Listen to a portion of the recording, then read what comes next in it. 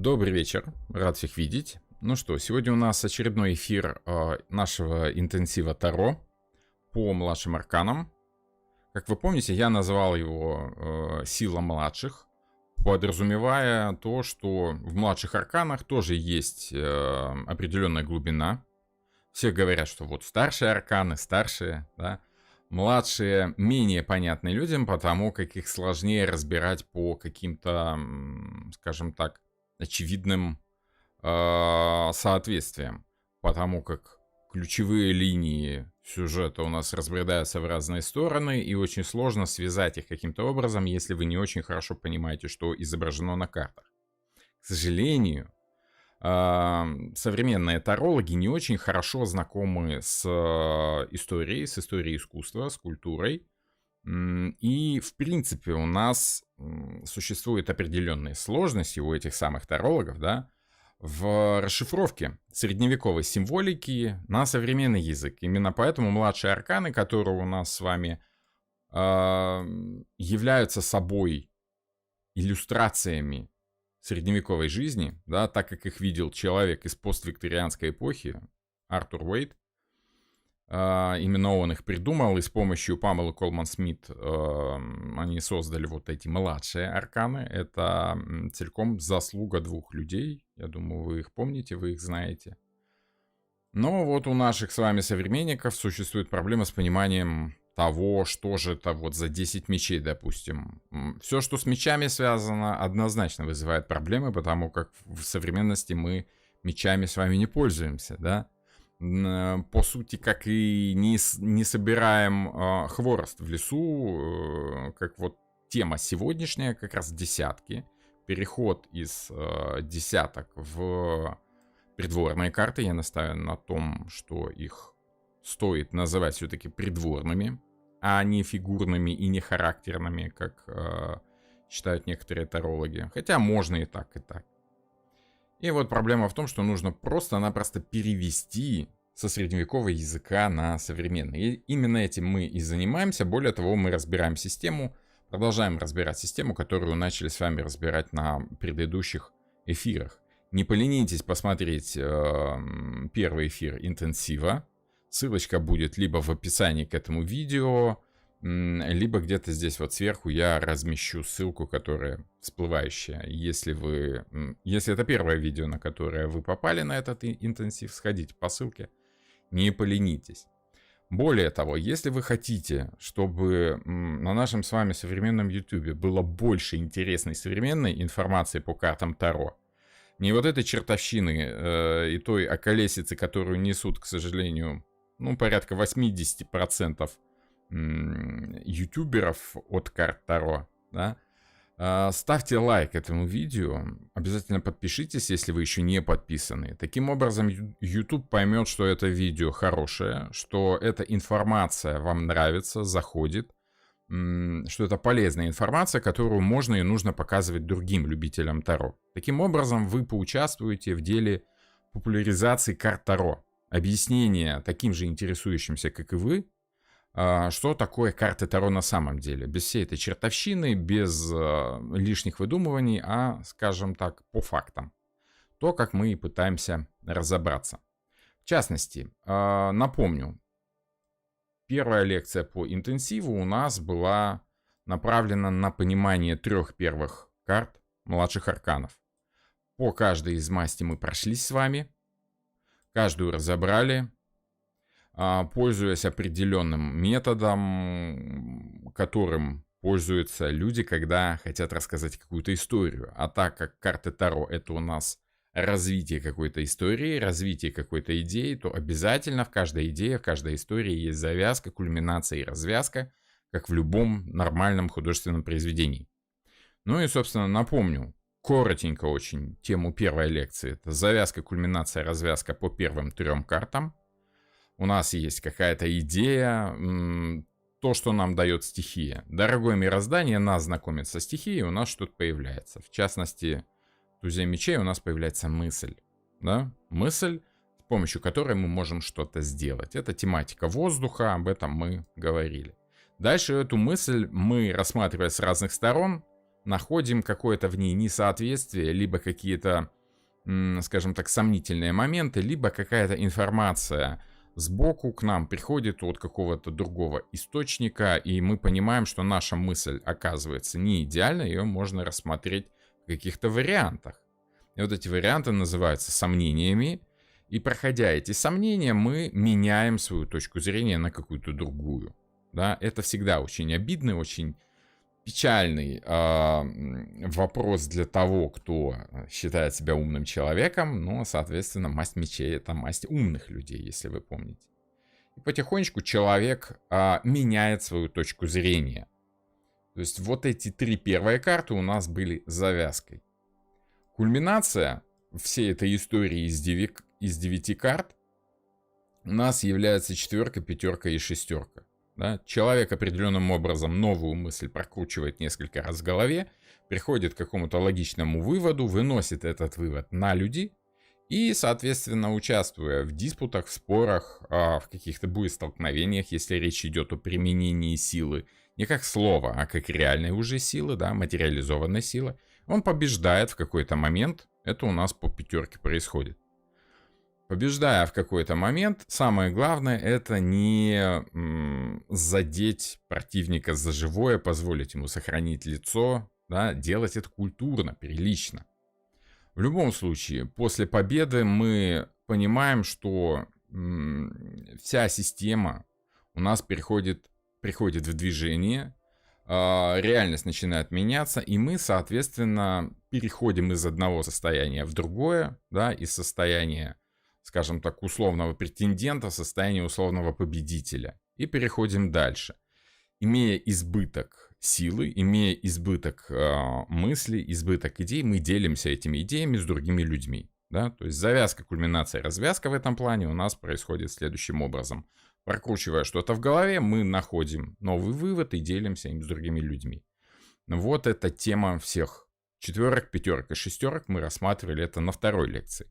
На 3 лекции мы рассматривали кульминацию, развязку всей этой истории. История из 9 карт. Напомню, что в нумерологии есть 9 цифр. 10-я у нас десятка является сбором, да, единицы и нуля, сочетанием единицы и нуля, и по сути рассматривается как что-то уже выходящее за пределы, отдельное, что-то уже скомпилированное. Какой-то результат, первый десяток, скажем так. Система абсолютно условная, абсолютно человеческая. Я напомню, что все, что существует у нас в мире, существует в определенном хаосе. Человек, как существо цивилизованное, упорядоченное, пытается придать всему порядок. Объяснить себе все, что происходит по какой-то логичной схеме. В данном случае это логичная схема из 9 карт. Последние 3 карты из этой 9 мы с вами рассматривали на предыдущей лекции. Еще раз напомню, ссылочка есть в описании к этому видео, либо в всплывающей подсказке. И напомню, 7, 8, 9 развивается у нас следующим образом. Большое количество какой-то мысли, какой-то идеи, какой-то силы заставляет нас усложнять процесс применения силы, да, то есть по 7 нужно хитрить, нужно комбинировать, нужно изгаляться, можно сказать, каким-то образом, исхитряться что-то сделать, и воспринимается людьми это часто как обман. Все равно по 8 мечей мы приходим в какое-то сложное положение, в котором мы понимаем, что действовать лучше последовательно, шаг за шагом. Иначе все эти 7 мечей мы не унесем, тем более 8 это следующий шаг, это развитие сложности, да? Это увеличение объема знаний. И даже если мы справляемся с последовательными действиями по 8 мечей, по 9, решив все проблемы, оставаясь уже вечером в своей постели и готовясь к каким-то следующим шагам завтра, да, мы с вами все равно остаемся в каких-то, ну не то чтобы сомнениях, в опасениях по поводу будущего. Это уже мысли по поводу будущего, да. Потому что все гарантировать мы не можем, все контролировать мы не можем, несмотря на то, что мы движемся по масти мечей. Вот вам коротенько содержание первых 3 лекций. Само собой, что я привел в пример только одну масть мечей, да, но на прошлых лекциях мы рассматривали все масти. Остались у нас десятки. И сегодня мы с вами поговорим на тему десяток и на тему перехода в придворные карты. Пока сложно сказать, будем ли мы сегодня затрагивать и придворные карты тоже. Но, по крайней мере, мы с вами попытаемся порассуждать на тему десяток, потому как это очень интересные карты. Их, опять же, сложно трактовать, потому как они являются неким итогом, неким результатом того, что происходило у нас в истории по движению стихий. Да? Еще раз напомню, мы столкнулись со стихией. В дальнейшем мы увидели движение стихии, изменения, провзаимодействовали с ней по тройкам, получили некий первичный результат, который хотим сохранить. Да? По четверкам мы сохраняем этот результат, который у нас получился в тройках. В пятерках мы двигаем уже сознательно этот результат. В шестерках мы получаем прибыль от движения, от этого действия, и таким образом перестаем бояться потерять полученный этот результат. Помните, как в том фильме «Бери, я себе еще нарисую». Богатый человек не тот, который имеет много денег, а тот, кто знает, как их заработать и, соответственно, не боится их тратить. Это вот та самая шестерка. По семерке, имея дело с большим количеством результата, мы понимаем, что нужно найти определенный ритм рабочий, определенный ритм получения вот этого материального благосостояния. В девятке мы наслаждаемся этим самым благосостоянием. В девятке не надо работать. В девятке у нас, напомню, женщина, которая занимается соколиной охотой. Она работает для удовольствия. Охотится она для развлечения, а не для пропитания. Соколиная охота — это символика охоты развлекательной. Каким же образом вот эта, казалось бы, богатая женщина, которой не надо работать, но она, если хочет, может заняться каким-то делом, да, как английский аристократ может выращивать розы, делая это своим хобби, да, или вот охотиться, как английские лорды, охота на лис. Изначально это была охота, которая была направлена на то, чтобы избавить, скажем так, соседние земли от хищников. Сейчас это просто дань традиции, скажем так, скорее развлечение. И вроде бы, да, традиционно у нас считается, что десятка пентаклей — это символика богатства. Ну, потому что, смотрите, по десятке, во-первых, у нас это максимальное количество пентаклей, максимальное количество денег. 10 пентаклей, 11 уже не будет. Соответственно, 10 это максимальное количество денег, которое только может собрать человек. Ну, то есть это действительно богатый человек.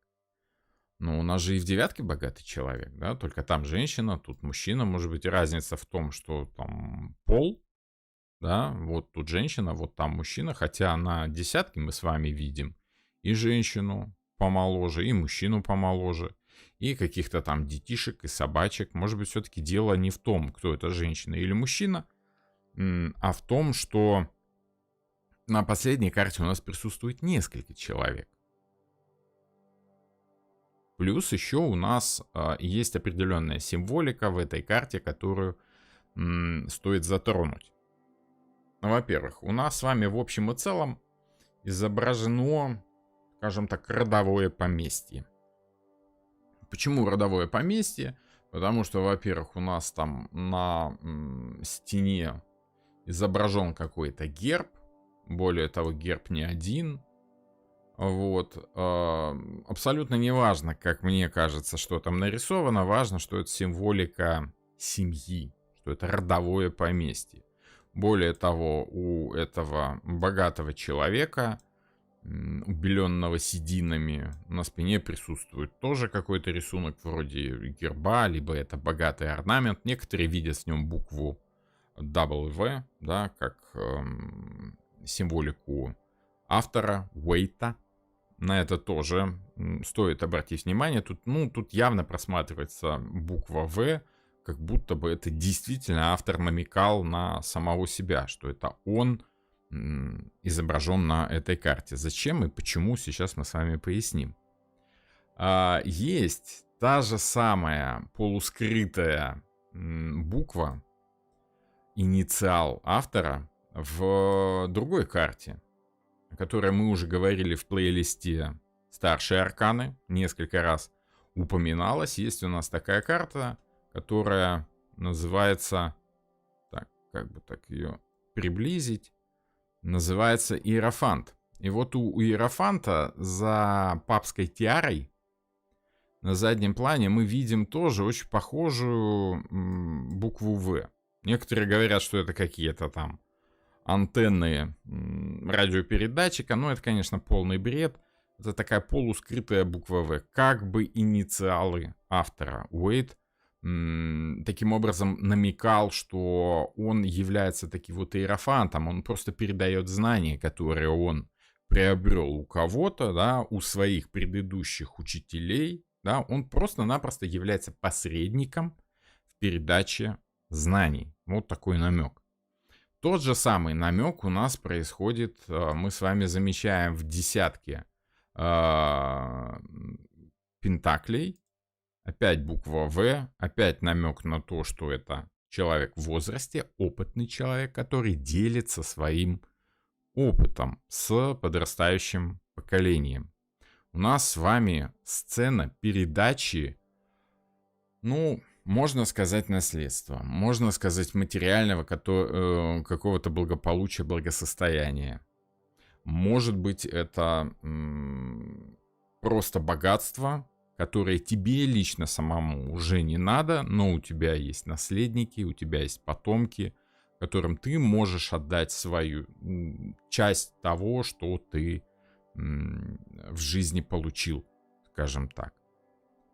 И соответственным образом у нас с вами есть еще одна такая отсылочка, да, намек на то, что эта карта говорит в первую очередь о передаче того накопленного материального благосостояния. Почему именно материального? Потому что у нас масть пентаклей. Это как деньги, так и недвижимое, движимое имущество, любое. Все, что ты накопил, в том числе и какой-то опыт, который выражается в навыках, либо в том, что ты можешь передать, скажем так, младшему поколению. Что же это за символика такая передачи? Да? Вот эти 10 пентаклей у нас с вами расположены определенным образом, и опытные эзотерики сразу же тут же скажут: а, так тут же все понятно, это же древо сферот. Да? Что такое древо сферот? Это основная схема расположения, скажем так, разных уровней мироздания в определенной своей взаимосвязи. Этой взаимосвязью, этой схемой пользовались каббалисты в свое время. Проще говоря, у нас с вами главный рисунок каббалы. Главная схема каббалистов. Древо сферот. Вот эти самые сфероты, определенным правильным образом расположенные. Каждая из них значит свой уровень мира, свой уровень познания мира, свой уровень ощущения мира. И соответственным образом вот эти взаимосвязи этих уровней мира тоже имеют какие-то, скажем так, смысловые оттенки, какие-то значения. Я не каббалист, не претендую и даже не собираюсь. Я, скажем так, ознакомился с основами каббалы и понял, что, это не мое. Не мое просто потому, что, не зашло. Кому-то заходит нумерология, кому-то заходит астрология, кому-то заходит каббала, кому веканство, кому вообще ничего не заходит, кому карты Таро. Если вам заходят карты Таро, то приходите ко мне на практический курс, я научу вас ими пользоваться. Если вам интересно, пишите в личные, да, у нас порядка 26-27 лекций каждый курс выходит, и там мы рассматриваем порядка 60-70 реальных практических раскладов, и я поясняю, как это работает на практике. То есть я делюсь своими этими самыми знаниями с учениками. Почему каббала является собой вот намеком на передачу знаний? Потому что она в своей структуре, в своей смысловой нагрузке как раз несла вот этот оттенок. Считалось, что каббала, уже более современная, да, не древняя средневековая, а та вот, которая после 16-17 веков уже шла, да, она рассматривалась масонами как практическая или прикладная, то есть магическая какая-то каббала, где вы могли что-то сделать в материальном мире. Именно поэтому Уэйд поместил древо сферот именно в масть пентаклей. То есть итогом твоего изучения материального мира является своего рода умение использовать все эти знания в материальном мире. Это прикладные знания. Не просто теоретические, это реальные знания, которым ты можешь научить следующее поколение. И если вы погуглите хотя бы просто основы, что такое каббала в Википедии, вы найдете текст, в котором поясняется, что целью изучения каббалы являлось и является постижение человеком единства, соединения действительности в своем ощущении и сознании. То есть объединить сознание и какой-то реальный жизненный опыт. Передача того, что человек понимает, происходит по каббалистической методике. И вот эта методика, ну то есть как учить людей, обязательно учитывая то, что у тебя там есть какое-то следующее поколение. То есть обязательно учитывая, что ты учишь следующее колено. Не объясняешь своему ровеснику, что ты в жизни понял, а как бы учишь более младшее поколение, передаешь вот весь этот опыт своего поколения следующему, да, как Дед Мороз передавал подарки молодежи, скажем так. Ну, тут что-то есть такое, что-то похожее, да, намек на передачу подарков следующему поколению. Собственно, если мы с вами вот таким вот образом приходим к десятке пентаклей, то мы понимаем, что и там богатство у нас, да? И казалось бы, вполне логично остановиться по масти пентаклей, по масти земли, по масти материального богатства. Вполне логично остановиться на девятке. Вот есть у тебя богатство, да, что тебе еще надо? Радуйся, живи свое удовольствие, хочешь работай, не хочешь не работай. Если тебе нравится заниматься там каким-то занятием, которое тебе приносит деньги, ну занимайся, не хочешь не занимайся, хочешь в саду гуляй, хочешь там на коврике валяйся, да, хочешь на пианине играй, как угодно. А по итогу Уэйд пришел к пониманию того, что вот этим богатством обязательно надо делиться. Не потому, что ты хочешь развить свое умение и помочь как-то другим людям. Нет, это логичное завершение всего того, что ты понимаешь о жизни.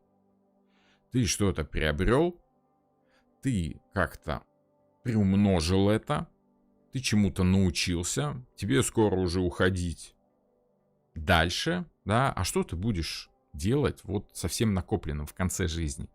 В конце вот этой вот смысловой линии, да, от единицы до десятки, что ты будешь делать с накопленным богатством?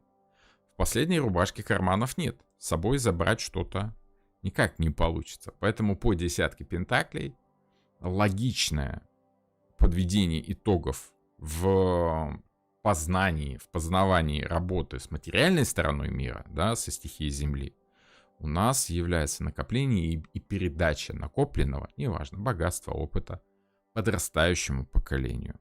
Если это опыт, научить. Если это что-то материальное, подарить, поделиться. По сути, карта говорит о максимальном достатке, который у тебя только может быть. И если тебе достаточно, это уже не ощущение богатства, это ощущение достатка. Это несколько другое. Да? Богатство — это богатство, а достаток — это столько, сколько тебе надо. И вот в этом есть какая-то глубокая философия. Дело в том, что когда мы рассматриваем человека в возрасте, да,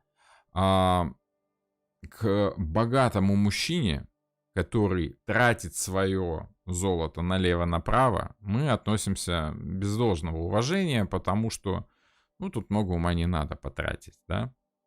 А чаще всего у нас вызывает какое-то уважение и логичное понимание, как человек распоряжается своим богатством, когда он себе берет небольшую долю, столько, сколько ему нужно, мне, говорит, этого хватит. А это берите себе, мне все равно больше не надо.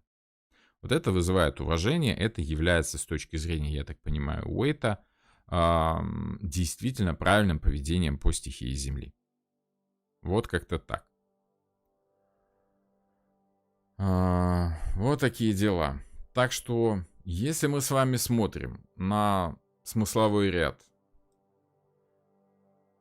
делим его по 9 картам, да, вот так давайте покажем, по 9 картам, как любую историю, на завязку, кульминацию, развязку, где первые 3 карты — это завязка, знакомство со стихией и попытка с ней как-то взаимодействовать. Вторая часть — это кульминация, 4, 5, 6 — это когда мы выжимаем максимум, да, из того, что мы можем сделать со стихией, неважно какая там эта стихия, да, по всем одинаковым картам, по всем 4, 5, 6 мы будем наблюдать примерно одну и ту же историю. Это умение работать со стихией, отдавая себя полностью.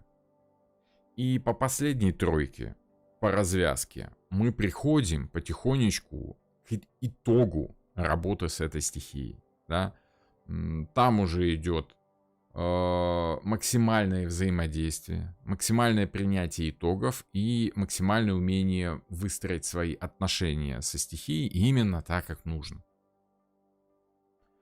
В любой истории у нас будет знакомство, общение и какие-то выводы. А по итогу этой истории мы получаем какой-то результат. И этот результат не конечный. Потому что только сказки заканчиваются фразой, что вот жили они долго и счастливо и умерли в один день. Типа, вот и все. Вот вам сказка, а дальше что там было уже неважно. У них там все закончилось хорошо, неважно, рассказывать не будем. Да? В реальной жизни у нас, как правило, в конце какой-то истории у нас получается вывод. Да? Мораль сей басни. И вот мораль сей басни у нас заключается в десятках. Десятка — это то, что в принципе вы уже и делать-то не можете ничего с этой стихией. Максимум, что вы могли сделать, оно в девятках. В десятках мы пользуемся всем тем, и мы уже ничего в принципе большего сделать не можем. 10 — это единица и 0. Да? Это вот ты один, и по сути ты понимаешь, что больше-то ты ничего сделать и не можешь. Да? Это конец десятка. Дальше там какая-то, может быть, другая жизнь будет, какая-то другая история. Но по итогу десятка — это то, что мы получаем результативно. И то, как мы распоряжаемся этим результатом. Мораль, которую мы извлекаем из этого жизненного урока. Вот как-то так. Надеюсь, логику вы уловили. Надеюсь, вы поняли, да, что, получая какой-то результат, нам ничего не остается, кроме как расслабиться и делиться этим результатом. Потому что все равно материальный мир заканчивается вот именно здесь. Дальше ты его с собой потащить не можешь. Так что какая-то высокая философия присутствует у нас и в младших арканах. Вот там в комментариях пишут, что эпилог, ну что-то вроде эпилога, да, что-то в этом роде. Эпилог, который нам показывает, чем там все дело кончилось-то. Да? Не то, чтобы кончилось, к чему по итогу пришло. А жезлы. А как же ж у нас жезлы, да? Если в пентаклях у нас вроде бы наблюдается какой-то счастливый человек, которому ничего делать не надо, сиди как старичок на заваленке, вокруг бегают дети и внуки, занимаются там какими-то делами по хозяйству, тебе уже как, скажем так, главе семейства ничего не остается, кроме как сидеть на этой заваленке и покуривать трубочку, радоваться тому, что жизнь удалась, скажем так, да? Вот. Что у нас по десяткам жезлов? Тут наоборот. Ни о каком спокойствии речь не идет. Наоборот, получается, что человек максимально напрягает свои силы. С чего я взял, что максимально? Потому как у нас же девятка вроде бы максимум идет, да? По девятке ты понимаешь, что ты уже все, что ты мог захотеть, ты уже захотел. Все желания, с которыми ты мог столкнуться, вот они в восьмерке и так, и так, и этак. Ты их отбил, да? В семерках, напомню, да, у нас развязка по масти жезла каким образом идет. Вот все то огромное количество жезлов, то есть желания, которые были направлены в твою сторону, ты справился с этим, потому что по восьмерке ты умело поменял ритм взаимодействия. Ты понял, как, куда все это дело идет. Да? Ты понял, как вовремя перестроиться, поэтому по девятке ты в конце концов справился со всеми желаниями. А в десятке? В чем смысл? А в десятке у нас финал вот этого всего дела. В десятке, так как масть у нас активная, у нас речь не идет о каком-то спокойствии. В активной масти у нас речь идет о максимальном возможном действии. А максимально возможное действие у нас как раз и изображено на этой карте. Человек тащит вязанку дров. Грубо говоря, все свои желания по девятке он реализовал. Но по десятке надо закончить дело. Желание должно к чему-то приводить. Его обязательно нужно финализировать, иначе оно не осуществится. Обязательно все эти жезлы, которые ты в лесу наломал, да, нужно притащить домой, чтобы потом можно было ими пользоваться, чтобы отапливать дом не только для себя, но и для других, скажем так. Десятка жезлов — это максимальное напряжение желаний. Больше быть не может. Почему? Потому что человек больше не может на себя взвалить. Все, что он может захотеть, в девятке он справился с этим. В десятке он просто понимает, что через силу, через не могу, через не хочу надо закончить. Даже если ты уже не хочешь, даже если ты уже справился со всеми своими желаниями, есть вещь, которую нужно донести до конца. Каждое твое желание логично нужно завершать до конца. Почему я обращаю внимание именно на окончание этого желания, на финализацию? Дело в том, что основная проблема масти огней, да, стихии огня, масти жезлов, в том, что она меняется очень быстро. И все это время, пока мы работаем со стихией огня, с мастью жезлов, социумом, социальным общением, да, мы учимся, скажем так, переплевывать, перебарывать чужое желание. Даже если оно наше собственное. Мы доказываем друг дружке, другим людям, что и как происходит. Мы доказываем, как нужно хотеть. Мы постоянно пытаемся стать на одну ступенечку выше. Социум — это всегда борьба. Это всегда борьба за что-то такое, скажем так, за то, что хочет тебя постоянно еще больше заставить желать. То есть это неискончаемый процесс. Огонь, он постоянно горит. Если ему подбрасывать дровишек, он постоянно будет гореть и гореть и гореть. Сам он не остановится. Только от тебя зависит, где ты остановишь это свое желание. Это движение по желаниям.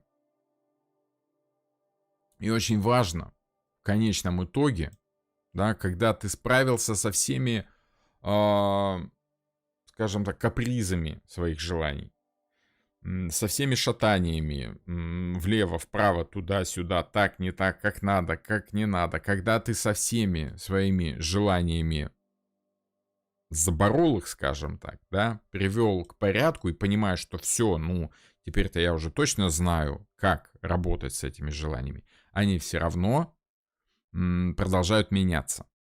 Масть огней, масть жезлов, стихия огня — это то, что меняется постоянно. Поэтому очень важно не оставлять свое желание незаконченным, иначе ты рискуешь просто прыгать с одного желания на другое. Работа с желаниями учит нас тому, что если ты взялся за какое-то желание, несмотря ни на что, его нужно финализировать. Человек должен донести все эти палки, все эти жезлы до финала. Финал, вот он там у нас с вами в дальнем углу, этот домик есть, он именно туда все это дело тащит. Это максимальное напряжение желаний, которое обычно у нас в средневековых гравюрах изображалось следующим образом. Человек взвалил на себя максимум столько, сколько он только может взвалить. И тащит до самого конца. Уэйт нарисовал это несколько интересным образом. Логично было бы Большинство гравюр, если вы будете листать гравюры на тему, там, как дровосек тащит хворост из леса, вы будете видеть, скорее всего, такую картинку.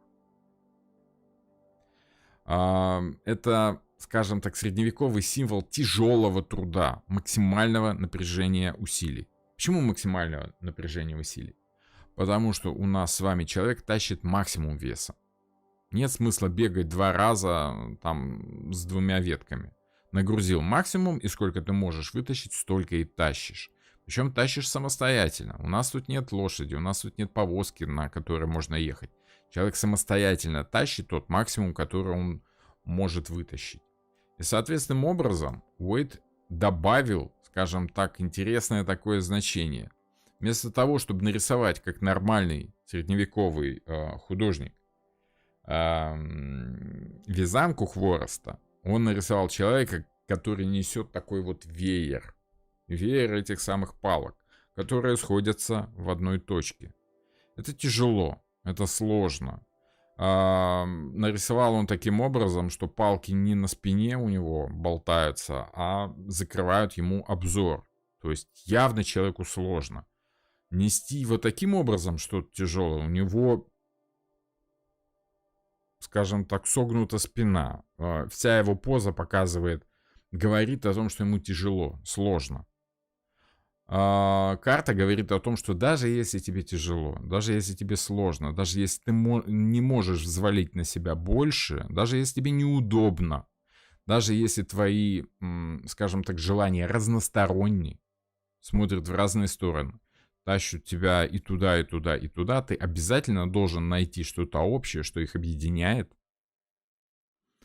взяться именно вот за этот участок, скажем так, найти что-то общее этих желаний.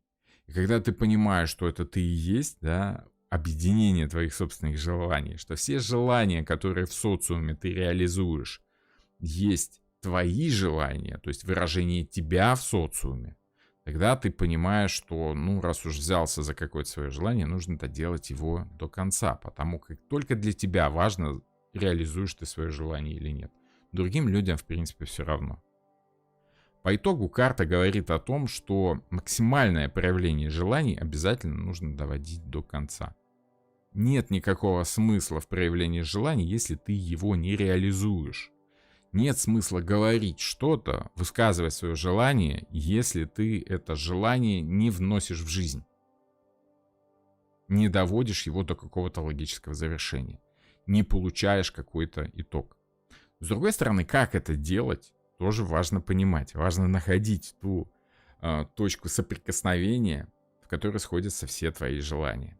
Это тоже очень важно заметить. Вот тот самый центр, в котором пересекаются все эти палки. Не зря Памела Колман-Смит нарисовала именно вот так веер, который сходится в одной точке. Мне кажется, это вот такой намек на то, что человек должен понимать центр своих желаний, да? Где сходятся все твои желания, к чему они тебя приводят, к какому финалу ты принесешь все свои желания.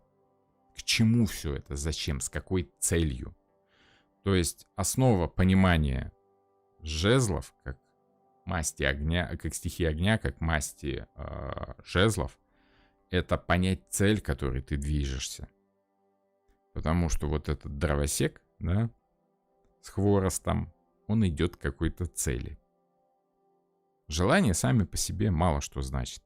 Важно, к чему они тебя приводят. Это уже, еще раз, какая-то высшая философия, да? Вот такие дела. Окей, хорошо. Так, что там в чатике, что там в чатике? В раскладах на отношения десятка жезлов о чем обычно говорит? Ну, вы можете легко загуглить значение десятка жезлов и выбирать любое значение, которое вам ляжет на душу, и вы будете чувствовать, что оно совпадает с каким-то видением вашим. Но если вам нужна именно моя точка зрения, то я могу вас пригласить на курс, который можно пройти как онлайн, так и просто запись приобрести. Все контакты есть в описании к этому видео. Так что не стесняйтесь. Точно так же, как и если вам нужна консультация какая-то по каким-то жизненным вопросам, по семейным, личным, по вопросам саморазвития, обращайтесь. Не стесняйтесь. Так, что у нас там еще в чатике? У нас с вами еще 2 масти впереди. Да, сегодня особо спешить не будем, потому как у нас по одной карте каждой масти. И поговорим еще о переходе в придворные карты. Поговорим о том, что, скажем так, что они выражают. Вот там в чатике спрашивают, 10 жезлов человек не видит свою дорогу.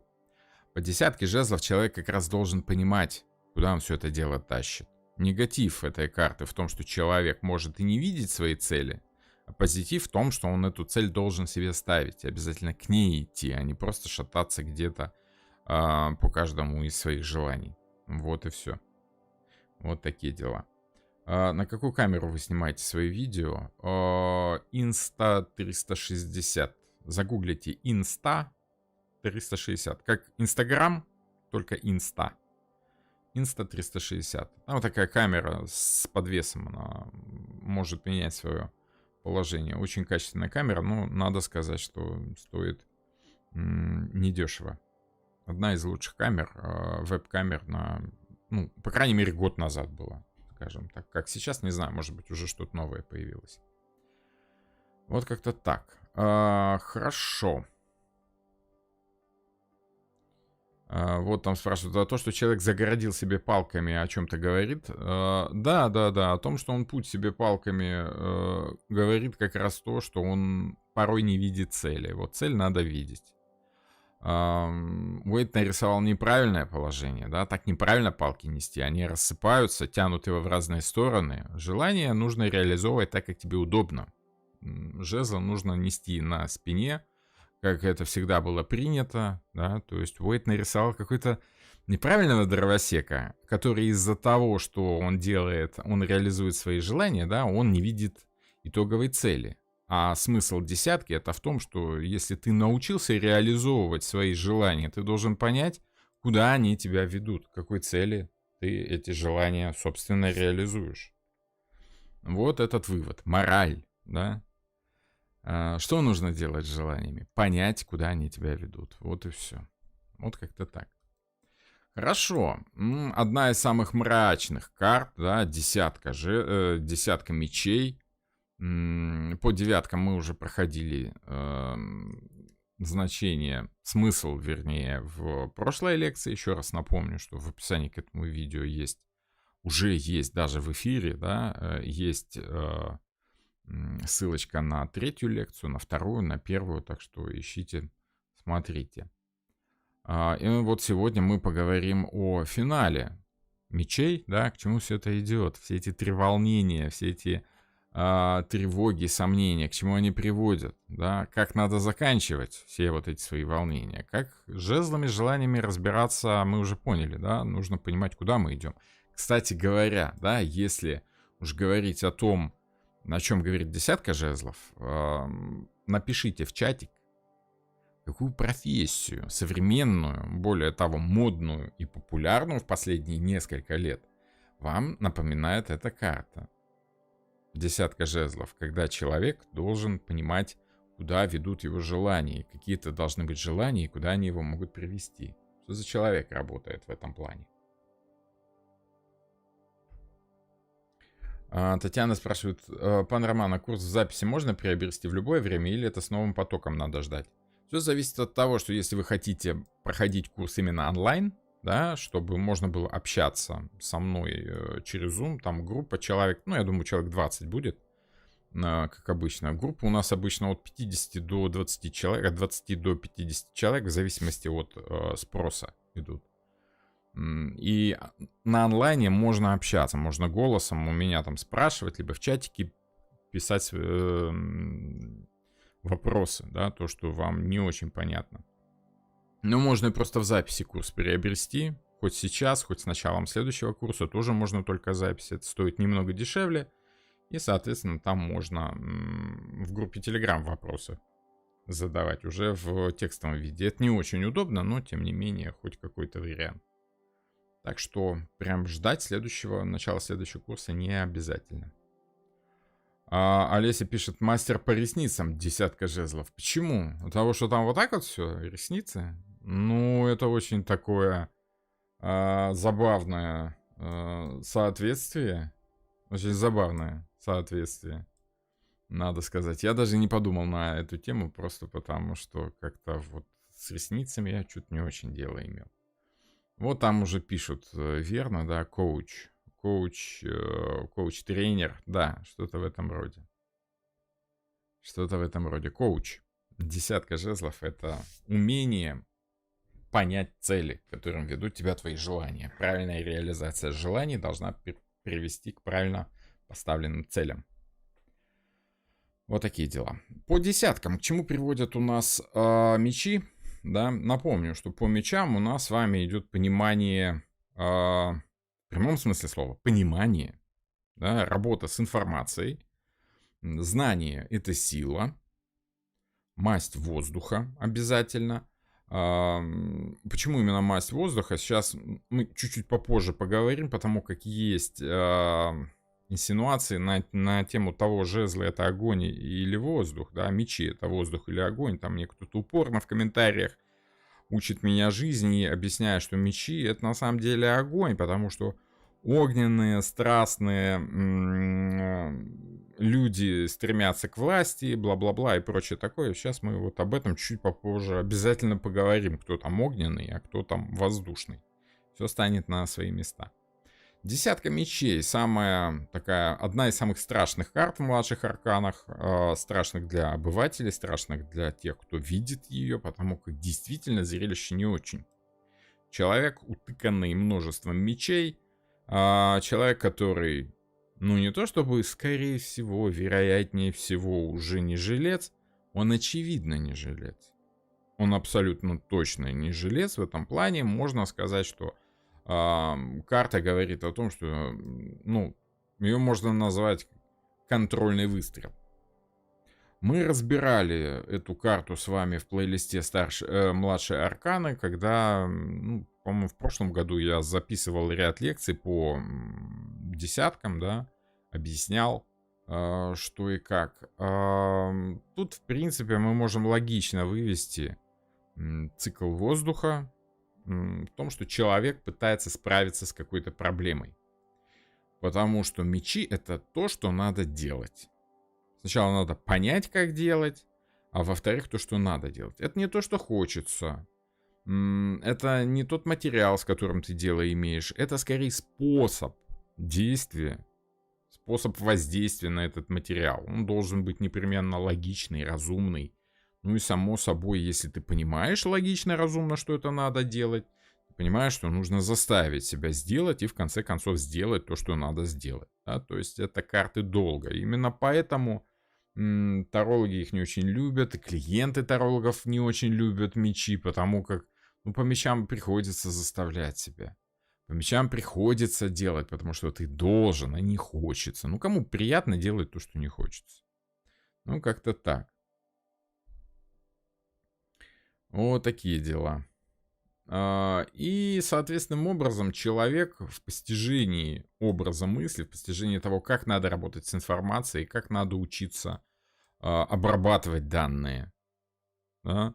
Человек приходит к большому количеству мыслей, данных, информации, да, и начинает понимать, что просто так, по семерке мечей, допустим, я напомню, да, к чему мы идем, по семерке мечей большое количество данных, большое количество информации. Рано или поздно ты начнешь обманывать себя. Ты не сможешь обрабатывать все это дело. Что-то обязательно ты упустишь. Если у тебя нет системы, по семерке мечей ты будешь просто обманывать себя. Я все смогу, я все сделаю, у меня все получится. Ты сам обманываешь себя, все у тебя не получится, рук у тебя не хватит, времени не хватит, ума у тебя не хватит обрабатывать такое большое количество информации. Потому что семерка — это много. На прошлой лекции об этом говорили. На прошлой же лекции мы говорили, что восьмерка мечей — это последовательная схема вот этого действия. Да? Нужно каждый меч осуществлять в правильное время, шаг за шагом. Каждую мысль нужно реализовывать в строго отведенное для нее время. По распорядку, последовательно, шаг за шагом. Обдумать, договориться, все равно ты не сможешь с этим справиться. У тебя руки связаны. Такое большое количество информации просто требует от тебя каких-то последовательных действий. Все сразу ты не схватишь, не сможешь. Поэтому по итогу, даже если ты справляешься и переходишь в девятку, 9 мечей это все то, что ты прошел. Они висят у тебя на стене, но ты волнуешься по поводу будущего. А вдруг в будущем у тебя не получится? Мало ли, что я там в прошлом все смог. А в будущем вдруг не выйдет, вдруг не получится. И соответственным образом, да, девятка мечей у нас говорит о том, что человек волнуется по поводу будущего. Почему именно будущего? Об этом мы говорили в прошлой лекции. Те, кто видел, знают. Те, кто еще не видел, посмотрите, там интересно. В общем, 9 — это максимум твоих действий. Когда ты сделал максимум твоих действий, тебе остается только волноваться по поводу будущего. Либо не волноваться. По девятке мечей ты либо можешь уснуть, либо не можешь. И если ты волнуешься, значит, как бы ты еще не прошел девятку. Если ты прошел девятку, значит, ты уже не волнуешься, можно спокойно спать. Правильное положение по девятке — это человек ложится и спит, и перестает волноваться по поводу будущего.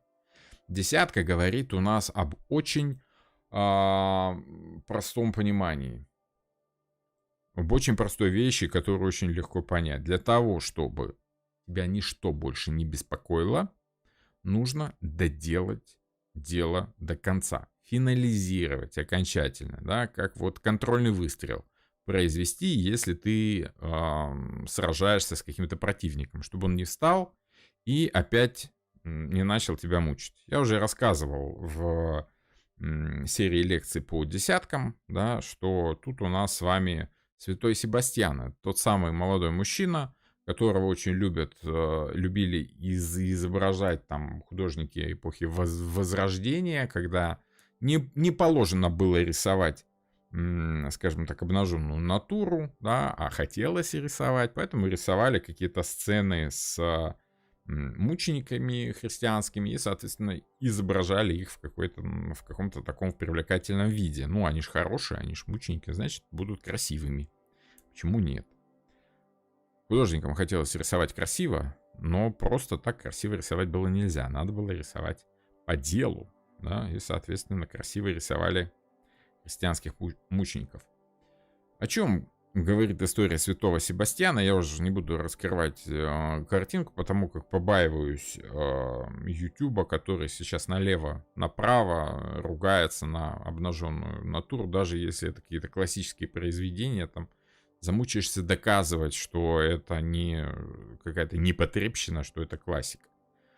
Загуглите святой Себастьян, и вы увидите молодого человека, привязанного к дереву и утыканного стрелами таким образом, что понимаешь, что все, чувак не жилец. Точно, однозначно помрет.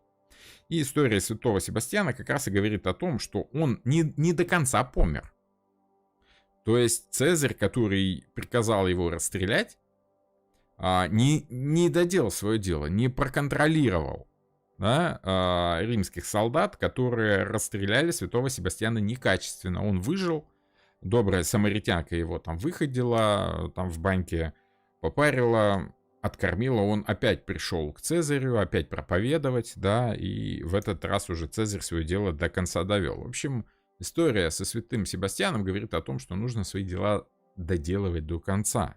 Именно это и имел в виду Уэйт, когда придумывал эту карту. Именно это имела в виду Памела Колман-Смит, когда ее рисовала, эту саму карту. Карта говорит о том, что, ты все, что мог сделать, сделал. И если ты сомневаешься по девятке мечей, перестрахуйся. Доделай до конца совсем. Приди, убедись, что твой противник мертв. Убедись, что твоя проблема решена, убедись, что ты все доделал, убедись, что ты выключил утюг. Если ты сомневаешься по девятке мечей, выключил ты утюг или не выключил, да, максимум, что ты можешь сделать, это вернуться домой и проверить, выключил или нет. Вот и все. Если ты в чем-то сомневаешься, доделай до конца, чтобы не сомневаться. Сделай наверняка. Десятка мечей — это наверняка. Наверняка решенная проблема. В общем, смысл десятки, что тут уже ничего делать не надо. Тут все доделано. Тебе ничего делать не надо в негативе, это потому, что ты уже ничего сделать не можешь. Ты лежишь весь заколотый, тебя победили. Все. Ситуация тебя победила, превозмогла, ты как бы у нас повержен. поверженный герой, как святой Себастьян, умирает со счастливой улыбкой и отправляется прямиком в рай. Вот и все. А если же это ваша проблема лежит вот там, вы ее тыкали, эту проблему, вроде бы справились, да, но по девятке вы сомневаетесь, вернется проблема или нет. А вдруг завтра опять эта проблема вернется. По десятке вы делаете так, что проблема точно не вернется. По десятке вы ее финализируете окончательно. Вот и все. Намек на то, что даже если как бы у вас что-то окончательно произошло нехорошо, нехорошее, что-то такое, да, вот, то в этой карте есть намек на то, что, ну, ладно, сегодня у тебя не вышло, в следующий раз получится, да. На горизонте у нас рассвет, и самое, как бы, темное время перед рассветом. Рассвет уже начинается, да. Самое темное время — это время сомнений, а тут уже намек на то, что даже если твои сомнения подтвердили самое негативное развитие событий, даже если все плохо, нам остается только надеяться на то, что, ну, в следующей истории, ну, как это, в следующий раз получится, да, в следующий раз, может быть, ты победишь. В этой игре ты проиграл, эту Лигу Чемпионов ты как бы профукал, да, ну, в следующий раз опять с нуля, начиная, у тебя, может быть, что-то получится. Тут переделать уже нельзя. Доделать что-то, отыграть назад, как говорится, по десятке мечей, фарш невозможно прокрутить назад. Если проблема решена окончательно, больше она вас беспокоить не будет. Разве что какая-то другая проблема, схожая, но другая. Так что тут тоже ничего делать не надо. Тут нужно просто удостовериться, скажем так, что все доделано. Как говорится, как говорил Цезарь, да, хочешь хорошо что-то сделать, сделай это сам. Вот, если твои солдаты не дорастреляли святого Себастьяна, ну сходи проверь, там дышит он, не дышит, да. Если дышит, надо доделать все-таки. Вот такие дела. Как-то так.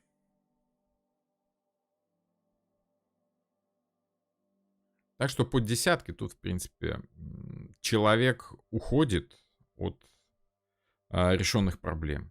Он понимает, что тут уже ничего делать не надо. Все закончено, все финализировано. Итого, чтобы правильно закончить масть пентаклей, финал какой у нас? Передаешь по наследству, потому что тебе уже ничего не надо, ты уже ничего не можешь сделать. Ты уже не можешь никаким образом нарастить свое богатство. Ты можешь только поделиться им. По десятке жезлов ты не можешь желать большего. Ты уже и так желаешь максимум. Чтобы правильно донести этот максимум до финала, тебе нужно понять, куда ты его тащишь. Вот и все. От тебя тут мало что зависит. Ты уже видишь максимальное напряжение усилий. Нужно просто доделать, нужно просто закончить, финализировать. Это финал. Правильно финализировать. Правильно финализировать какую-то проблему нужно окончательно. Наверняка. Даже если как бы она плохо закончена, ну, у тебя остается надежда. Надежда умирает последней, скажем так. Тут она еще не умерла, но это уже другая история, в какой-то другой стихии, допустим. Хорошо, что же у нас по десяткам кубков, да? Кубки у нас считаются традиционно хорошей мастью, ну, не считая там парочки карт. Вот. И, соответственно, давайте разберем десятку кубков. Самую счастливую, как считается, карту. Вот, там в чатике спорят, что такое, чем отличается десятка мечей от карты смерти. Ну, опять же, идет расхожее мнение, что смерть — это трансформация, смерть — это не трансформация. Еще раз напомню, посмотрите, пожалуйста, один из последних циклов по карте смерти и по карте умеренность. Смерть — это то, от чего нужно избавиться, это то, что мешает вашему изменению. А изменение — это уже умеренность. Умеренность там переливает воду из чашки в чашку. Смерть — это ошибка. Это то, что вас может привести к смерти. Это то, что должно умереть. То, что должно исчезнуть. И когда это исчезает, вы начинаете трансформацию. Понимаете? Смерти, трансформации нет. Трансформация есть после смерти. Сам процесс смерти — это просто переход из одного состояния в другое, да, но процесс трансформации мы начинаем замечать уже с той стороны, уже когда он, собственно, начинается. Чтобы он начался, да, вот эта смерть говорит о том, что нам нужно избавиться поначалу от ошибок. Смерть обращает внимание на наши ошибки. Вот когда мы от них избавляемся, это нас действительно меняет. Когда мы избавляемся от каких-то вредных привычек, мы становимся другими людьми. Когда мы избавляемся от вредных привычек, это 13-й аркан, смерть. А когда мы становимся другими людьми, это умеренность. Это переход в другое состояние. Вот. Если мне не верите, ну гляньте на карты. Да, это просто очень расхожее мнение от того, что, ну, как бы все говорят о том, что, ну, потому что мало понимают, что такое средневековое понятие смерти. Если мы говорим о трансформации, вот она. Одновременно в двух мирах. Одна нога на сухом, другая нога уже в воде. И там, одновременно в двух мирах. Вот процесс перехода — это и есть умеренность. Просто и та, и другая карта относятся к 8-му дому, которая помогает нам... 8-й дом помогает нам трансформироваться тем, что указывает нам на наши ошибки, на неправильность наших действий. И когда мы понимаем неправильность наших действий, да, мы избавляемся от неправильных действий, и это нас меняет. Вот это действительно трансформация. Сама карта смерть не будет являться трансформацией, если вы не избавляетесь от своих ошибок. Вот и все. Хорошо, это, так скажем, я могу сподвигнуть вас посмотреть на видео по 13 и по 14 старшему аркану. Там все это объясняется более подробно. У нас с вами десятка. Десятка кубков — самая счастливая карта. И вроде бы счастье у нас уже есть. По 9 кубков у нас счастливый, довольный собой человек, который пришел к тому, к чему он стремился. 7 кубков. Напомню развязку, да, нашей истории кубковой. По 7 кубков он пытается из множества эмоций поймать ту, осознать ту, которая ему на самом деле нужна. Человек испытывает большое количество эмоций. Какая из них является нужной, правильной, сложно сказать. Но человек должен их себе представить, чтобы понять, в каком ощущении он хотел бы оказаться, в какой ситуации он хотел бы быть. И если этого ощущения вашей текущей ситуации нет, если вы обнажили текущую ситуацию тем, что убрали лишние эмоции, да, что такое процесс 7 и 8 кубков? По 7 кубков мы видим множество желаний. Чтобы перейти в 8, чтобы понять, что нам мешает, да, достичь этого счастья, мы должны убрать лишнее. Когда мы понимаем,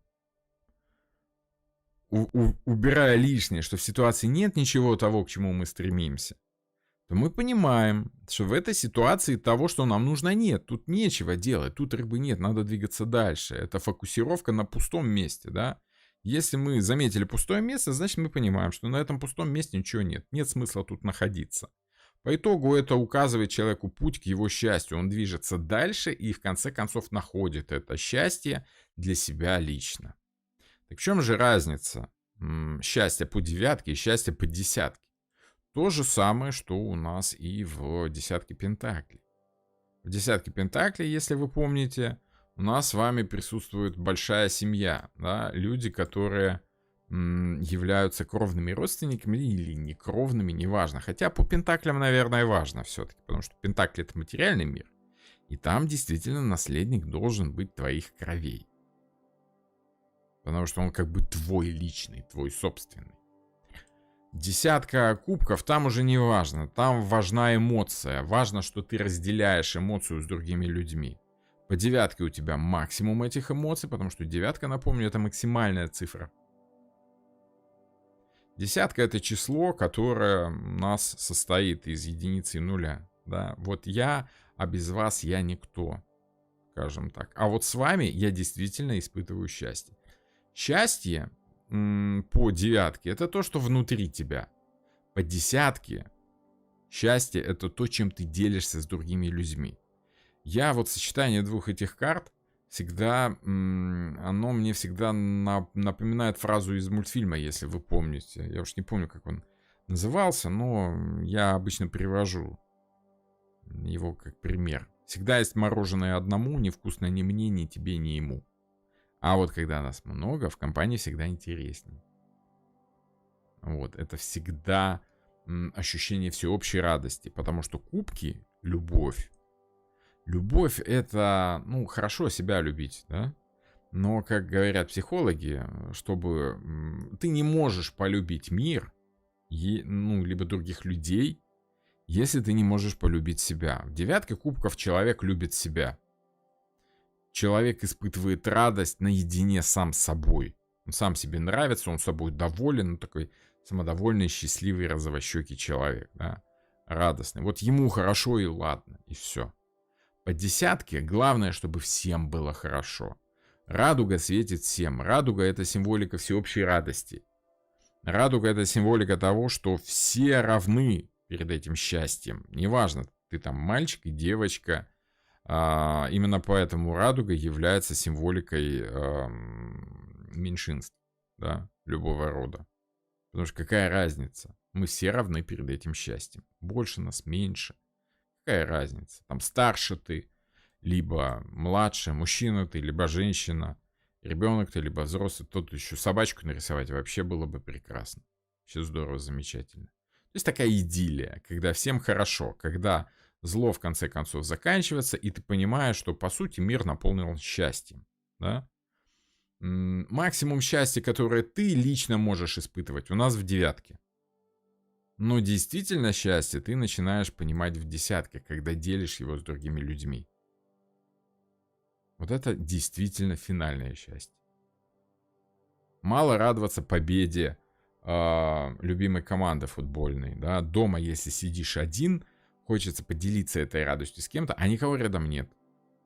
Поэтому начинаешь завидовать людям, которые сидят на стадионе, потому что они видят счастье других людей и понимают, что на самом деле тут есть какой-то предел счастья, то, что ты испытываешь внутри.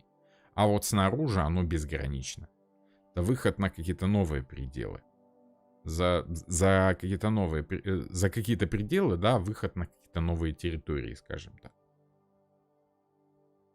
Итого, по всем десяткам у нас с вами, ну, напомню, что 10 кубков — это вот та самая идиллия, которую рисовал Рубенс, да, когда все тихо, мирно, спокойно, от тебя уже ничего не зависит, ты свое счастье нашел, оно тихое, спокойное счастье, потому что ты понимаешь, что счастье вокруг — это то, что происходит после того, как находишь счастье в себе. Вот и все. Вот такие дела. По философии, ну, как бы, да, по философии вроде опять прогулялись, опять вроде бы оно такое, немножечко такое, что надо объяснять, идиллическая картина, но идиллическая — это когда все вокруг хорошо.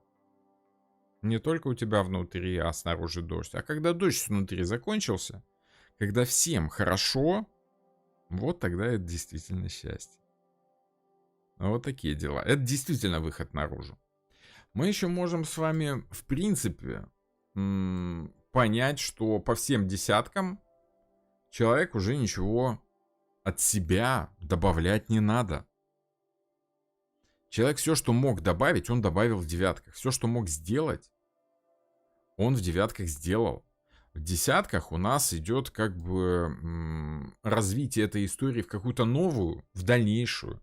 По десятке пентаклей человек не может накапливать, как об этом говорит Земля. Он уже начинает, скажем так, отдавать. Да? От него уже мало что зависит. Он уже ничего сделать не может. По десятке жезлов человек тоже мало что может сделать, потому что все, что он мог захотеть, он уже захотел. Ему надо просто донести все эти желания до результата. Да? Финализировать как-то. Понять, к чему все эти желания. Хотеть уже больше не надо. Все, что можно было хотеть, он отхотел в девятках. Понимаете? Теперь нужно просто их донести до зрителя, скажем так.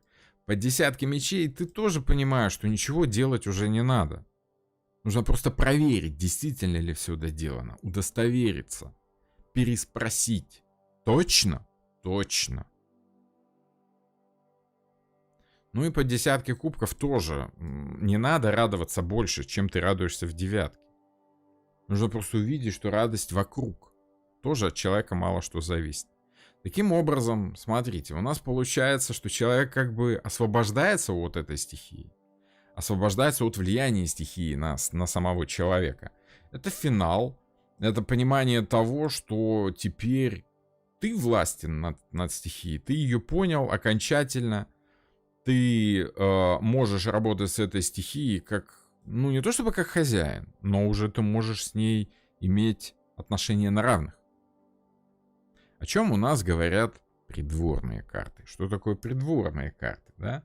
Что у нас? Час уже есть? Есть час. Давайте немножечко мы поговорим о переходе из числовых карт в придворные. Так, что у нас в чатике? Ага. В чатике люди общаются друг с другом. Отлично. Лидия Тимченко спрашивает, а счастливы ли они? Что-то не видно их счастливых лиц.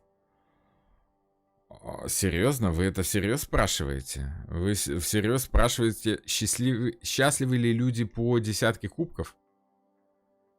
Тут вся картинка, смысл картинки в том, что все счастливы. Но похожи ли эти люди на несчастных людей? На грустных? Так-то, в принципе, можно и к девятке сказать, ну, мало ли, что тут человек улыбается. Мало ли, что он улыбается. Может, он уксусу выпил, и ему скулы свело. Поэтому это гримаса боли или еще что-нибудь. Может, он на гвоздь сел. Может, он только делает вид, что он счастлив. Вы уверены, что он счастлив? А вот тут. Вы уверены, что человеку точно плохо? Может, он имитирует? Может, это все декорации, да, бутафория. Ну, слушайте, когда мы с вами видим какой-то символ, мы же должны понимать, что символ изображается не с целью обмануть, не с целью ввести в заблуждение, а в целью обратить внимание на какие-то очевидные вещи. Если вы не верите картам, и у вас постоянно какие-то сомнения, вы просто не сможете ими работать. Если вы сомневаетесь постоянно в картах, тогда зачем вы их в руки берете? Так что да, эти люди однозначно счастливы. Более того, они все счастливы. Именно в этом смысл. Это максимальное счастье, когда всем хорошо. Вот как-то так.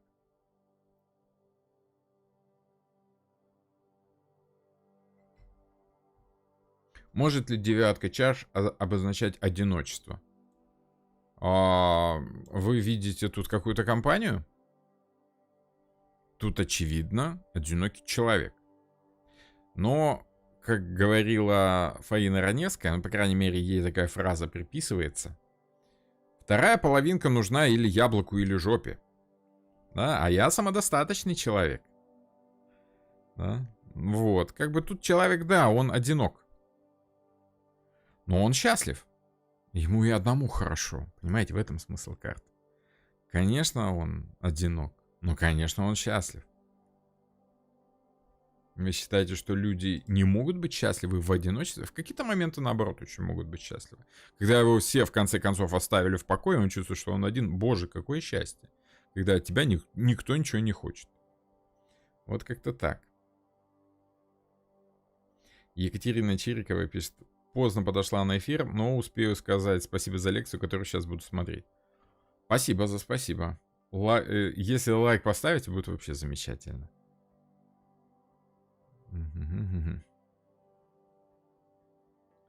Роман, вопрос не в тему. Иллюстрированный ключ стоит читать? Слышал, что запутанно и неинформативно. Советуете купить?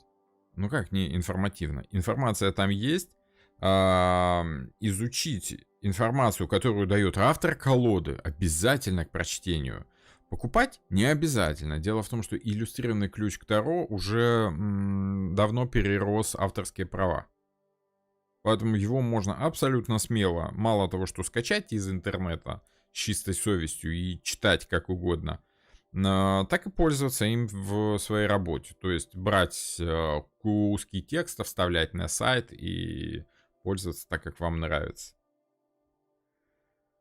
Пан Роман, перевернутую десятку кубков можно озвучить? По работе с перевернутыми картами мы, в принципе, мы разбираемся на курсе, на практическом курсе. Там на самом деле очень простая тема. Но если вам прям нужны значения, сейчас просто все начнут спрашивать по всем картам, я не хочу сегодня уходить в это. Если для вас это важная тема, есть вебинар, который называется «Все перевернутые карты Таро». Вот можете его приобрести, и там есть все, что вам нужно по всем перевернутым картам. Вот такие дела. А если одиночество, то это удовольствие и наслаждение одиночеством, думаю, пишет Ирина Петрушина. Да, совершенно верно. Вот. Как говорится, I'm sexy and I know it. Человек сам себе доволен, сам себе счастлив, более того, радуется в этом ощущении. Ему нравится это ощущение. Что у нас такое придворная карта. Потому как очевидно, что придворные карты — это часть младших арканов. Неотделимая. То есть мы, конечно, можем отделить. И я это даже как-то сделал, да, у нас там такой промежуток есть между десяткой и пажами. Но промежуток — это достаточно условная штука, потому как я считаю, что если вы помните, да, как играть в карточные игры, считается, что валет, ну, в карточных играх, в карточной колоде, которая является урезанной версией большой колоды, там сейчас все сократилось до 3 придворных карт, и их уже можно называть фигурными. Игровые карты, да, пожалуйста, называйте их фигурными сколько угодно. Можно их называть характерными, если вы их разделяете строго по характеру, но не разделяете их по степени воздействия на ситуацию. Тогда подразумевается, что у нас 16 карт, да, и, соответственно, у нас 16 характеров. И, соответственно, они все равны, потому как, ну, мы же живем в эпоху равенства, да. У нас все равны со всеми, у всех равные права. Неважно, там, как вы себя зарекомендовали, к вам одинаковые равные отношения. Неважно, ты всю смену работал, либо полсмены проспал в подсобке, зарплату тебе все равно буду платить так же, как и всем, да. Всеобщая теория равенства — это то, что меня, ну, не то, что раздражает, скорее расстраивает, потому как я-то прекрасно понимаю, что люди не равны. Кто-то сильнее, кто-то слабее, кто-то выше, кто-то ниже, кто-то умнее, кто-то глупее, кто-то более успешный, кто-то менее. По абсолютно самым разным показателям люди сравнивают друг друга, себя друг с другом сравнивают, да, и понимают, что кто-то выше, кто-то ниже. По какому-то показателю. Кто-то выше в рейтинге, кто-то ниже. Кто-то больше денег заработал, кто-то меньше. У кого-то больше детей, у кого-то меньше. Кто-то старше, кто-то младше. Да? В любом случае люди разные. По каким-то параметрам они одинаковые. Но интерес общения с людьми как раз в том, что они все разные. Они по-разному справляются с поставленными задачами.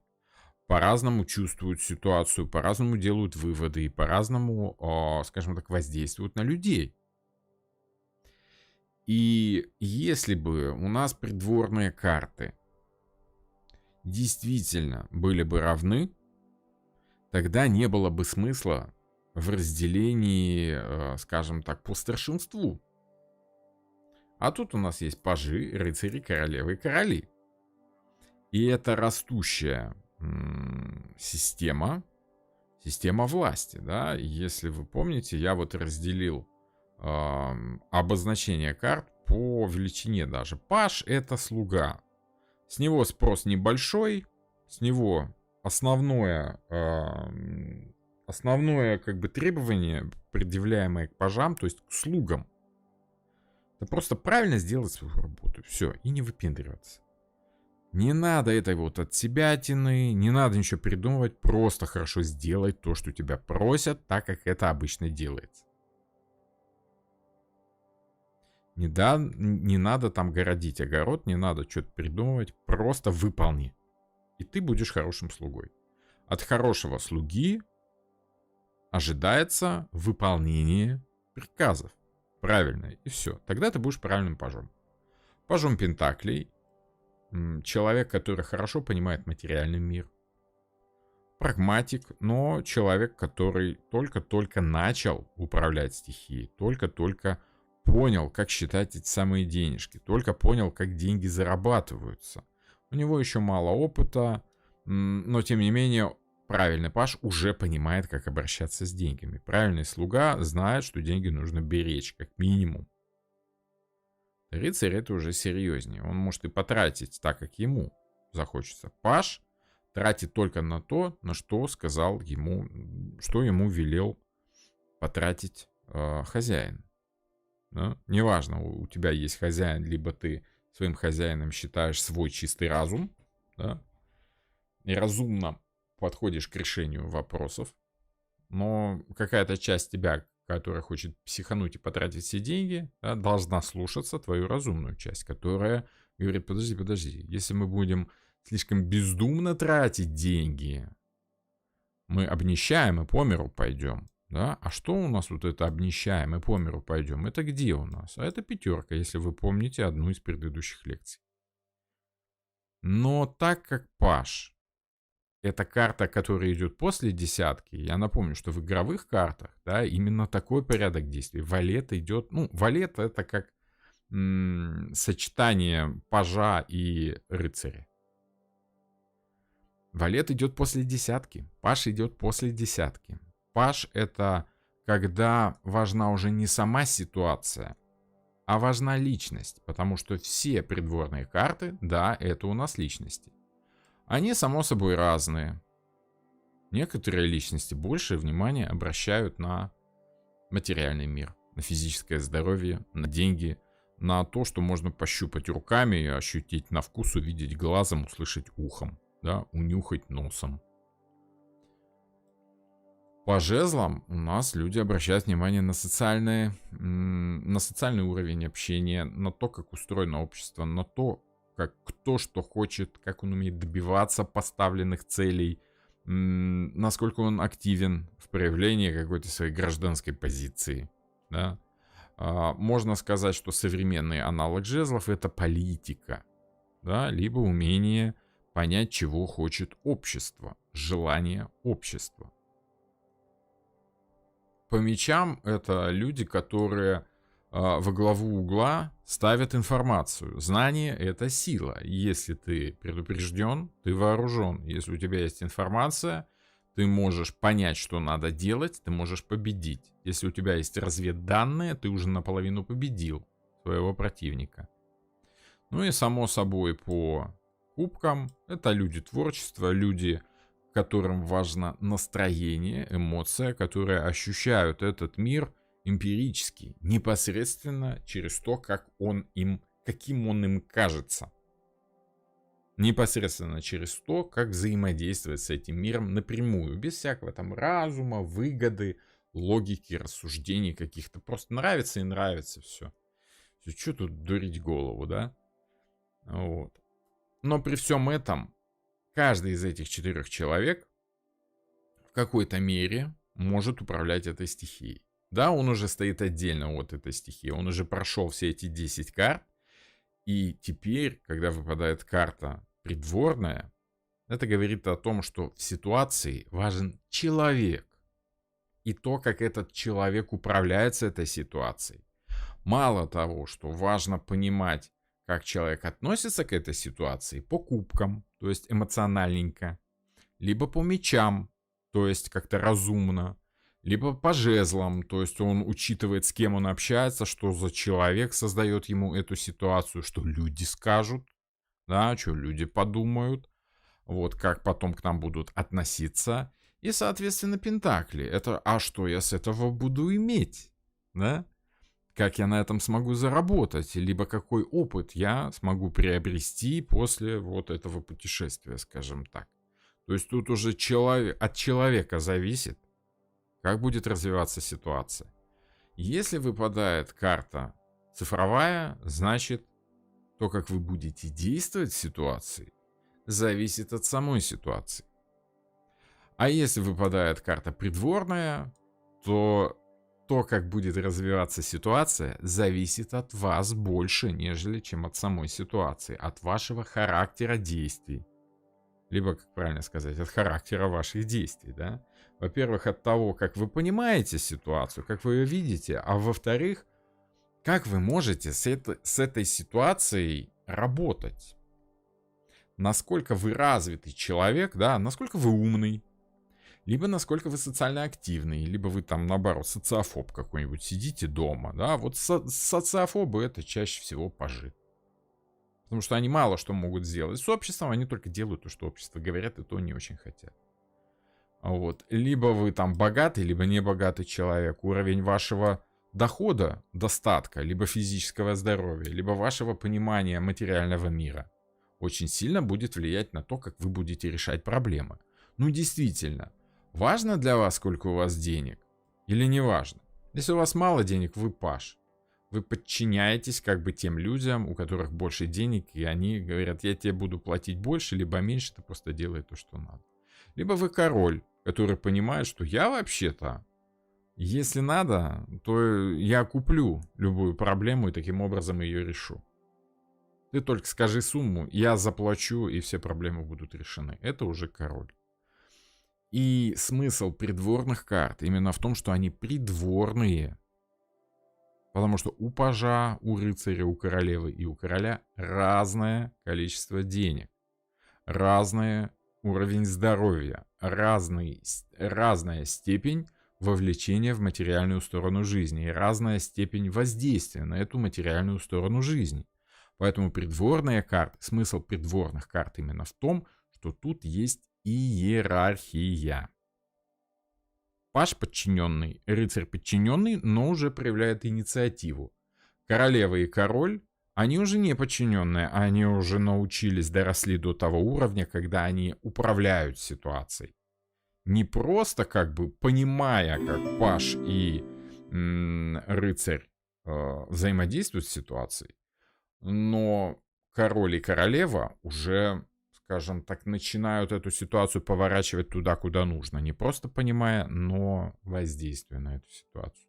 Поэтому по придворным картам важно понимать, кто ты из придворных карт. Это дает вам не только понимание характера, но и понимание силы характера в этой ситуации.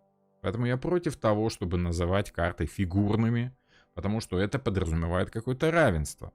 Я тем более против того, чтобы называть эти карты характерными, просто потому что, ну, скажем так, характеры разные, но мы подразумеваем, что каждый характер имеет право на участие в ситуации, да. Ну, вот у него такой характер, что ж поделать.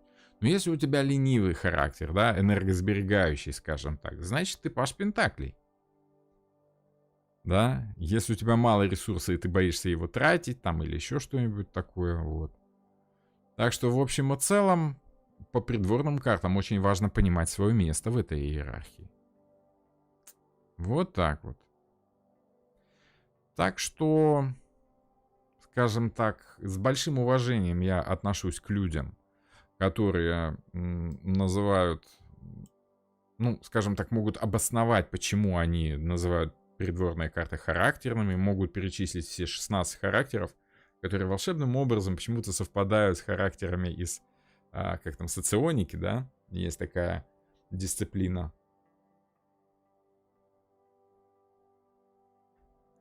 Вот. И с уважением отношусь к людям, которые могут обосновать, почему эти карты именно фигурные, и что ж там за фигуры изображены. Но если вы видите название фигур, король, королева, рыцарь и паж, это тоже неспроста, это тоже не зря, это тоже имеет свой смысл. Иначе не было бы разницы, иначе тут было бы 16 пажей, либо 16 королей, либо 16 рыцарей. Ну, если говорить о равенстве, да, тогда логичнее было бы предположить, что тут было бы 16 рыцарей.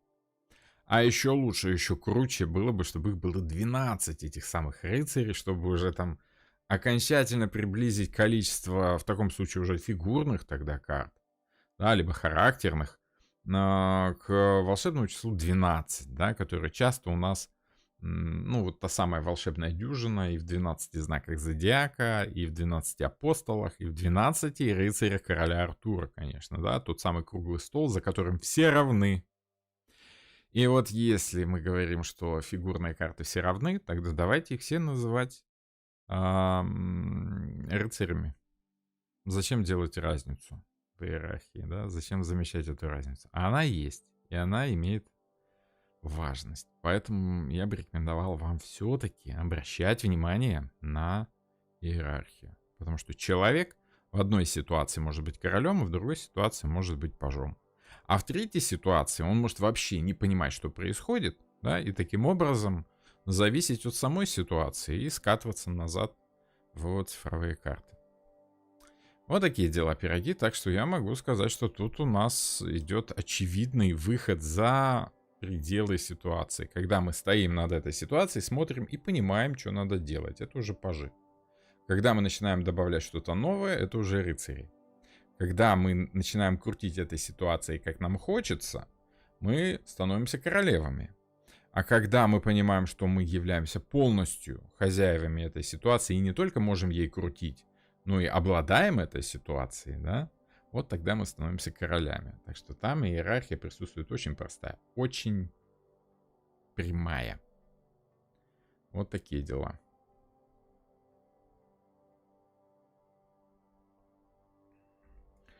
Пан Роман, пожалуйста, вкратце по пунктам о своем курсе. Время доступа, будет ли возможность распечатать информацию, есть ли рассрочка перевернутая, есть ли на курсе. Спасибо. Распечатывать там особо нечего, просто потому что, если вы понимаете карты, а я даю понимание карты, ощущение карты, то вам нет нужды заучивать, нет нужды запоминать. Как только вы поняли карту, она у вас запоминается автоматически. Вам незачем записывать стихотворение, которое у вас в голове, которое вы помните наизусть, понимаете? Поэтому я не особый сторонник вот вести записи. Вот, какая-то минимальная информация для визуала есть, конечно, но это все есть в видео, это раз.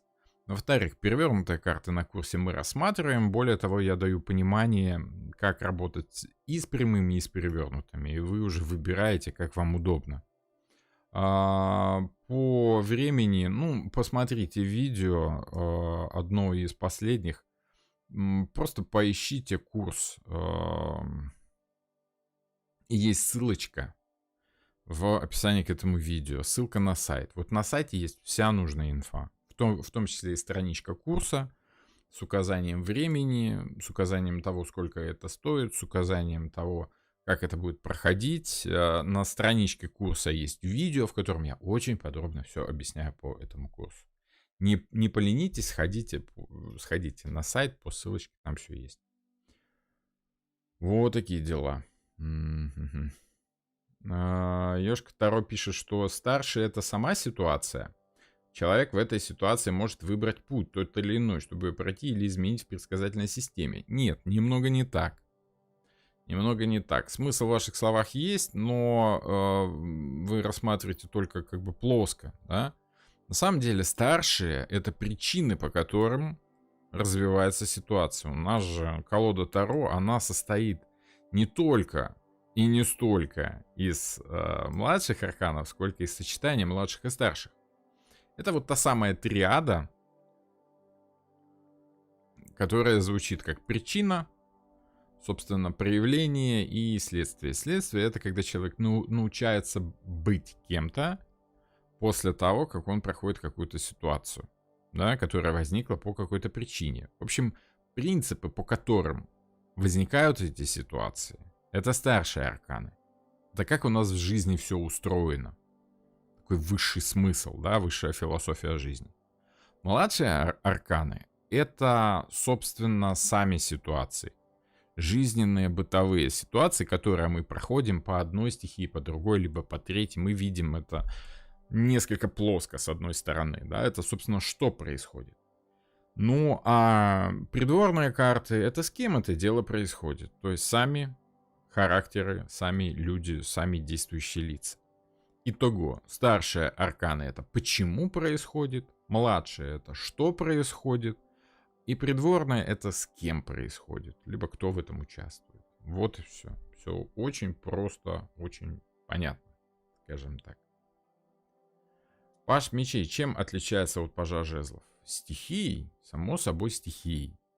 Он по-разному видит ситуацию. Паж мечей видит ситуацию логично, с точки зрения ума, с точки зрения разума, с точки зрения того, что он может сделать. Паж жезлов видит ситуацию с точки зрения желаний, чего ему хочется, кого можно подключить к этому желанию, на чем желание можно выехать, да, кто что хочет, от кого что можно поиметь. Ну, не в плане материальном, а в плане, как бы, энергетическом громко сказано. Я не поклонник эзотерических терминов.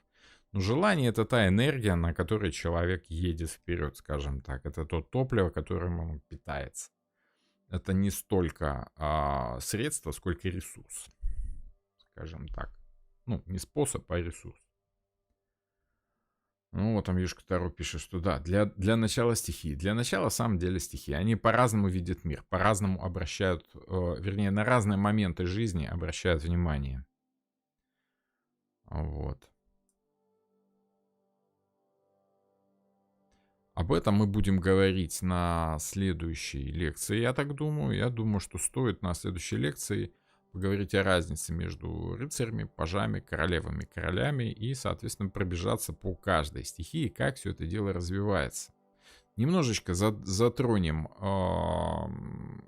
скажем так, то, как работают карты. Ну, вернее, не то, как работают карты, как работает сюжет на карте, да, какое ощущение он у нас вызывает.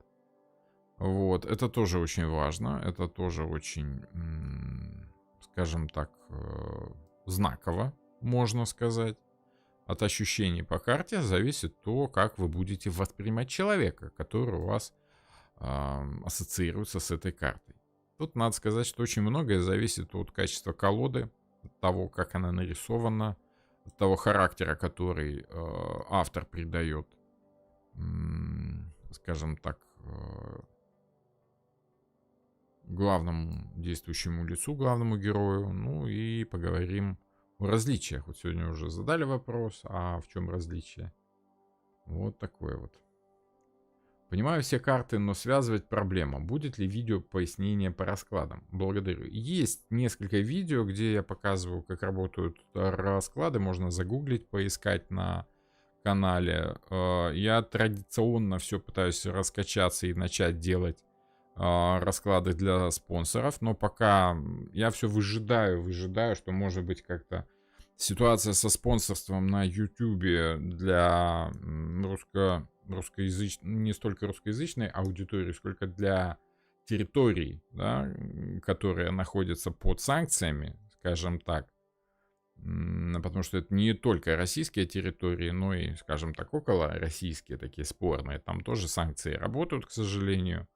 Вот, с Беларусью не очень понятно, что там со спонсорством на YouTube, поэтому я так все тяну, но я понимаю, что либо надо переключаться на Patreon и оставлять бусти как параллельно. В общем, там еще будут у нас вопросы по раскладам. Ну и если вам важны расклады, если у вас проблемы именно с трактовкой раскладов, вот это основная тема практического курса, который называется «Вход в Таро», и на который я приглашаю всех желающих, и который у нас, собственно, минимум раз в полгода, стартует. Ну, вообще, я думаю, где-то раза 3 в год надо его будет запускать.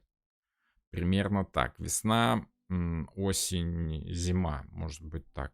Либо весна, лето, зима. Вот как-то так. Его можно купить в записи, приобрести. Там 26 лекций. И на этих 26 лекциях мы разбираем с учениками от 60 до 70 раскладов. Примерно так. Вот такие дела. Ну, сегодня мы пока закончим на переходе из младших арканов в придворные, из цифровых в придворные. На следующей лекции, которая будет финальной, вот именно в этом интенсиве, да, то, соответственно, мы с вами разберем 16 характеров, если вам угодно, либо 16 придворных карт. Вот такие дела. разные колоды карты разбирали, есть видео или ждем. Есть видео по некоторым картам, по некоторым колодам. Эти видео у нас в плейлисте колода Таро, либо что-то в этом роде. Есть видео по Монаре, есть видео по Оракулу Монары, есть видео по Безумной Луне. Ну и разбираю в общем и целом пару колод, которые у меня имеются. Вот такие дела. Пан Роман, тут сидят, я уверена, более 50% жадных слушателей, которые в эзотерическом смысле желают знать значение. Значение вы приобретаете опытным путем, исходя из смысла карты, потому что карта несет смысл, карта не несет значения. Я уже устал всем пояснять, что карта, можно трактовать карту как значение. Можно даже записывать видео с этими значениями. У меня есть там ряд видео именно со значениями, но когда я их пересматриваю, я понимаю, что это даже не 10% от смысла карты. Значение — это частность всегда. И вот в этом плане значения не имеют смысла именно в передаче знаний. Потому что значения гораздо проще нарабатываются самим человеком, быстрее, информативнее и результативнее, нежели я это буду делать теоретически. Теория несет смысл. Значение — это практика. Понимаете?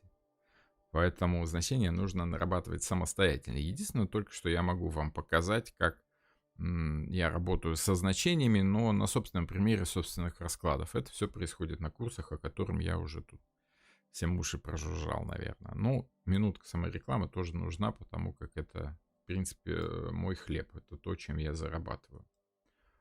Кроме консультаций, кроме раскладов, большую часть времени я занимаюсь тем, что обучаю людей картам Таро в каком-то групповом варианте, в группах, либо как-то индивидуально. Индивидуальные курсы тоже есть. Это больше похоже на менторство, да, когда я веду человека по пониманию карт, по более глубокому, либо по поверхностному, это как кому нравится. Ну, это уже все зависит от того, как вы привыкли работать, как вы привыкли учиться. Вы в одиночку, самостоятельно, вам интереснее тет-а-тет с учителем задавать вопросы, либо вам интересно работать в группе, общаться в группе. Для этого есть закрытая группа в Телеграме, там только ученики, которые приобрели курс, они же там общаются друг с другом. Даже когда вот у нас эфир, тоже у нас там происходит общение между студентов. Я там регулярно наблюдаю, что происходит в закрытой группе. Если возникает вопрос ко мне, я обязательно стараюсь ответить. Вот такие дела. Спасибо всем за внимание. Спасибо всем за сегодняшний эфир. Спасибо всем за лайки. Обязательно. Потому что лайки — это то, что помогает вам распространять полезную информацию на YouTube. Потому как на YouTube большая часть информации, к сожалению, либо бесполезная, либо развлекательная. У нас с вами обучающие видео, их очень мало по картам Таро, действительно толковых. Есть такие общие, по которым там значения дают. Ну, вот, если вам нужны значения, навалом хватает на YouTube. Если вам смыслы нужны, таких видео мало, чтобы их стало больше. Ставьте лайки и поможете YouTube понять, что вот такие видео — это то, что нужно делать.